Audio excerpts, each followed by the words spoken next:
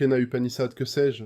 La Kena Upanishad, nommée ainsi d'après le mot initial Kena, par qui, fait partie du dernier groupe des textes des Védas. Ce texte poétique tente de montrer le caractère inscrutable du Brahman, qui est l'absolu, la structure du tout, la seule réalité éternelle, ce qui ne meurt pas. On ne peut le connaître ni par la réflexion, ni par le savoir, ni même par l'imagination. Il est différent du connu, comme de l'inconnu. Il ne s'exprime pas par la parole, mais il est ce par quoi la parole s'exprime.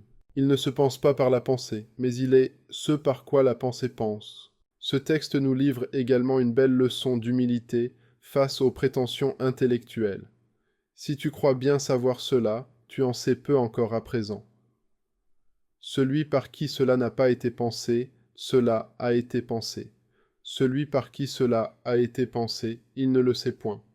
Ce n'est pas compris de ceux qui comprennent, c'est compris de ceux qui ne comprennent point. Enfin, dans une belle allégorie, cette Upanishad montre comment même les dieux ignorent la vraie nature du Brahman, qu'il est vain de chercher à maîtriser. Les dieux dépendent de lui et l'ignorent. La connaissance s'en obtient de façon mystique. Elle ressemble à la fugacité d'un cri ou d'un éclair, ou encore à la fulgurance d'un souvenir.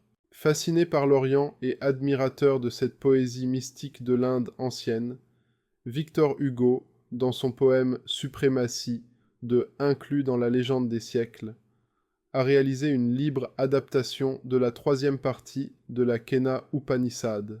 Malgré quelques modifications et amplifications romantiques, Victor Hugo a conservé la signification profonde du mythe védique, l'absolue suprématie du Brahman sur tout ce qui existe, y compris les dieux.